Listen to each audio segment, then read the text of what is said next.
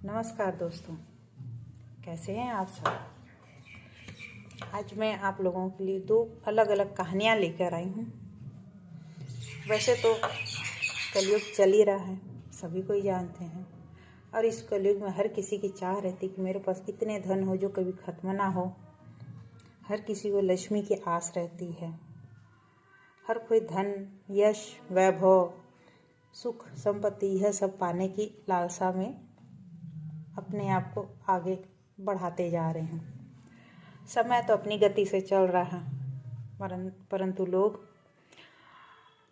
धन कमाने के लिए ऐसे एक होड़ में लग गए हैं कि जिसका कोई अंत ही नहीं है। लोग अपना उसमें सुख, चैन, रिश्ते, नाते, हर कुछ को दांव पर लगाते जा रहे हैं, हर कुछ को पीछे छोड़ते जा रहे हैं। धन कमाने की लालसा ही ऐसी होती है। तो आज मैं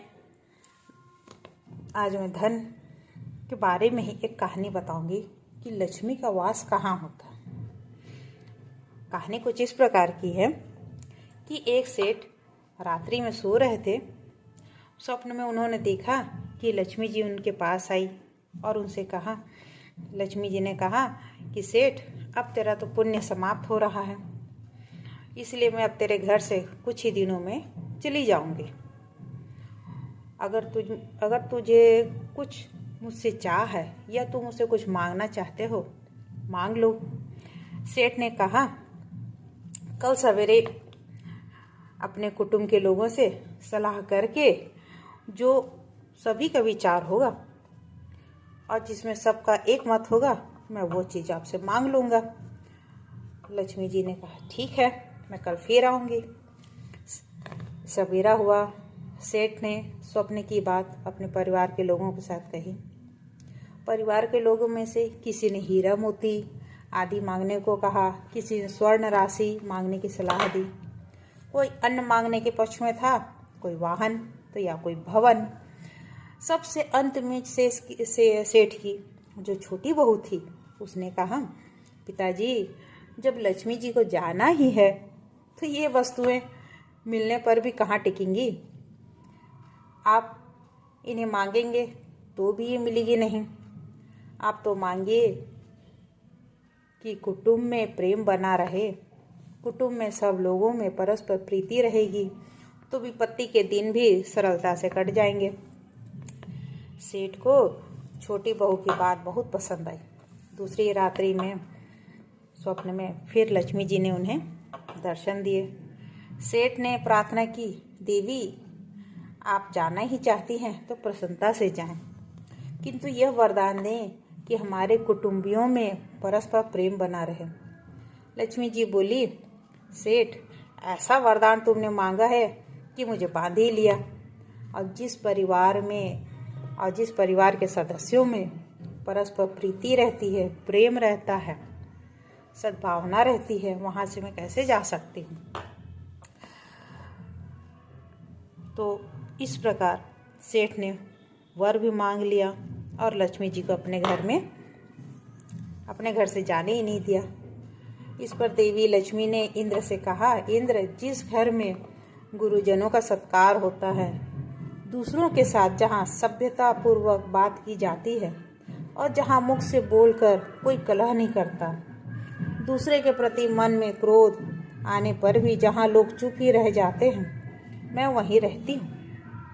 इस प्रकार लक्ष्मी जी अपने रहने के स्थान को व्यक्त करती हैं कि जिस परिवार में एकता होती है, जिस परिवार में प्रेम होता है, मैं वहाँ रहती हूँ। लेकिन जिस घर में कलह होता है, आपसी में मतभेद होता है, उस घर से मैं बहुत ही जल्दी चले जाती हूँ। तो इस कहानी के मर्म यही है कि अगर परिवार में एकता है, अगर धन नहीं भी है, लोगों के पास आर्थिक स्थिति सही नहीं है, लेकिन आपस में प्रेम बना हुआ है, एक दूसरे के दुख सुख में रहते हैं, एक दूसरे के प्रति कोई मन में मैल नहीं रखते, वहीं पर लक्ष्मी जी रहती हैं। इसे ही कहते हैं लक्ष्मी जी का स्थान।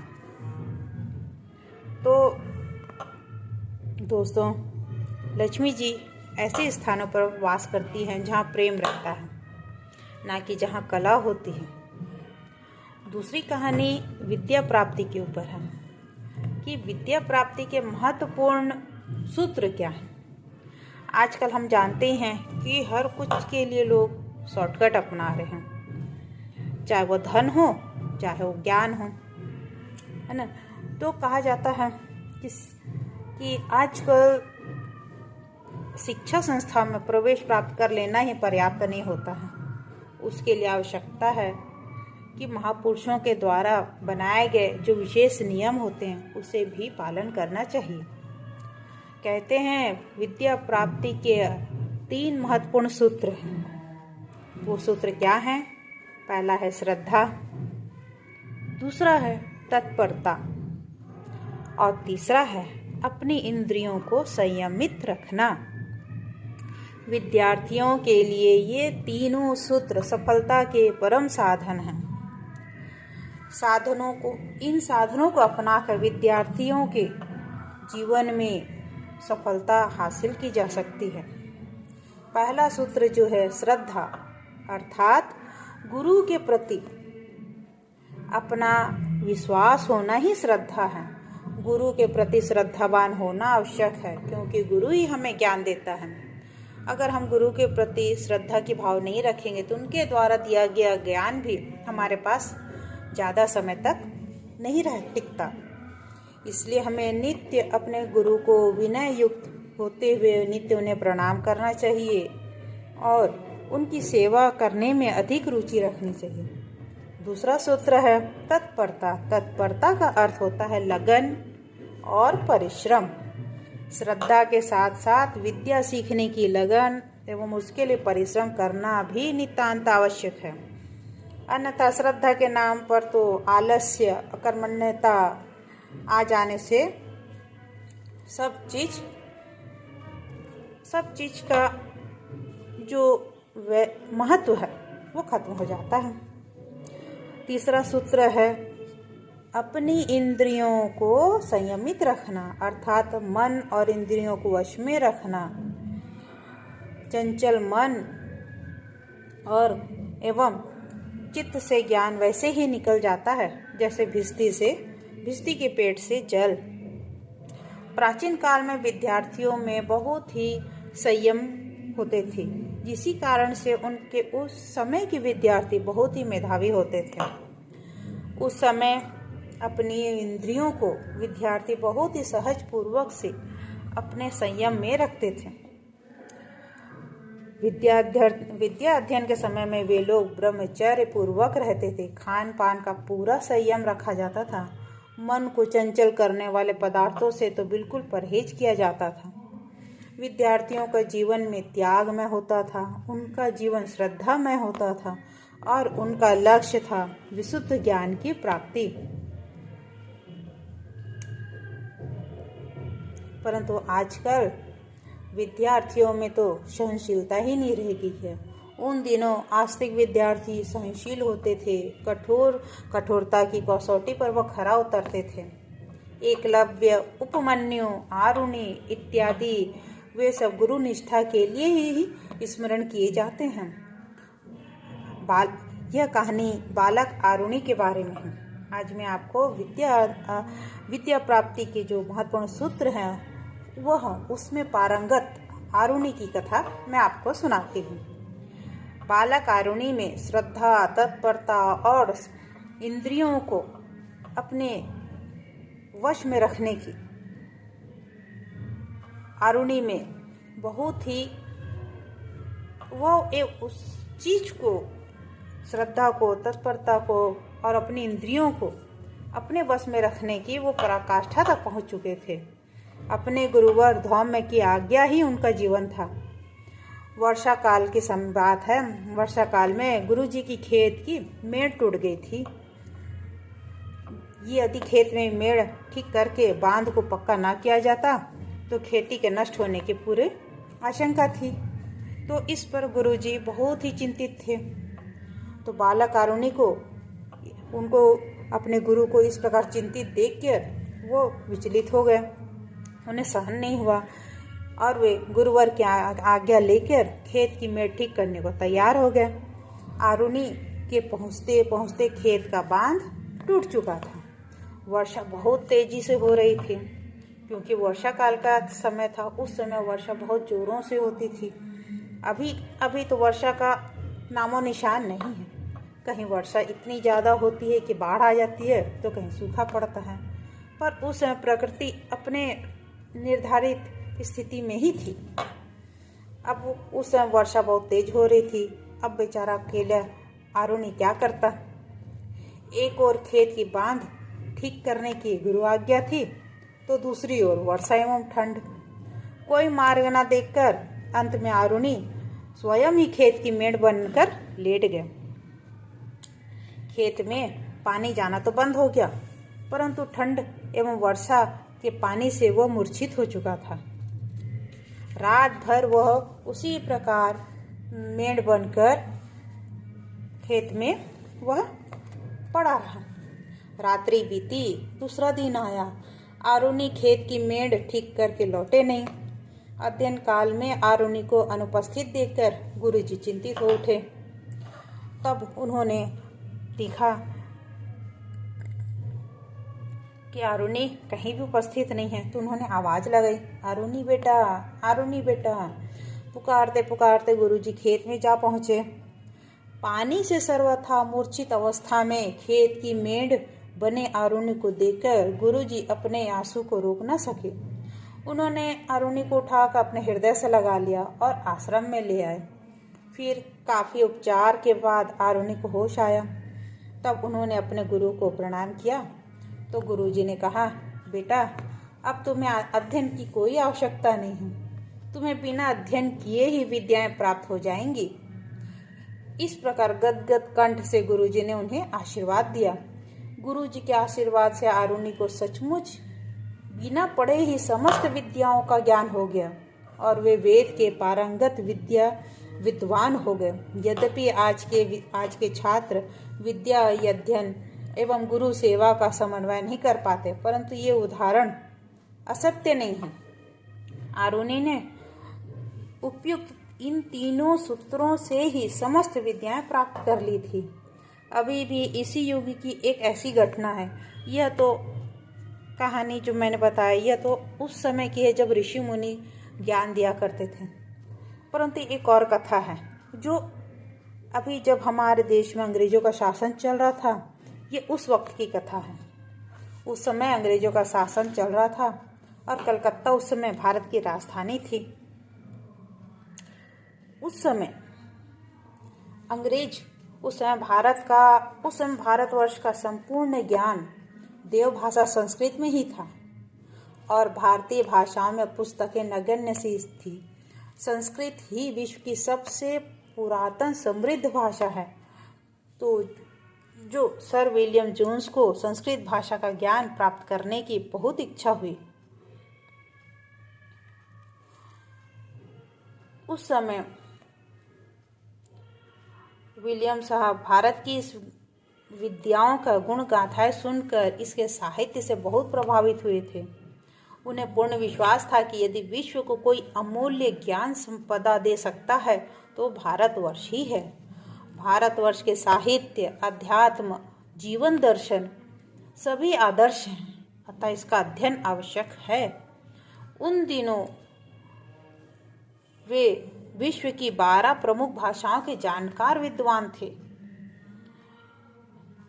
उस समय उन दिनों के बात है जब वे कलकत्ता में स्थित भारत के सुप्रीम कोर्ट के न्यायाधीश बनकर भारत आए थे। और फिर उन्होंने सर विलियम जोन्स को संस्कृत भाषा का ज्ञान प्राप्त करने की जब प्रबल इच्छा हुई, तो वे उस समय चार्ल्स विल्किंस ने उनकी इस प्रबल इच्छा में और जानकारी देने के लिए पर्याप्त सहयोग दिए। फिर उनकी मित्रता कलकत्ता के कृष्णनगर महाराजा श्री शिवचंद्र से हुई थी। उनकी संस्कृत ज्ञान की अभिलाषा तीव्र थी। उन्होंने अपने मित्र राजा साहब के सम्मुख इच्छा व्यक्त की और कहते हैं, राजा साहब उनके लिए किसी संस्कृत विद्वान को खोज करने लगे जो उन्हें संस्कृत पढ़ा सके। और उस समय के संस्कृत के विद्वान लोग जो थे वो विदेशियों के संपर्क में आने में अरुचि रखते थे, क्योंकि वे नहीं चाहते थे क्योंकि कोई अंग्रेज को वे संस्कृत, अपने देश की भाषा, अपने देश की संस्कृति का ज्ञान दे। अतः कोई भी विद्वान सर विलियम जोन्स को संस्कृत शिक्षा देने के लिए राजी नहीं हो रहा था।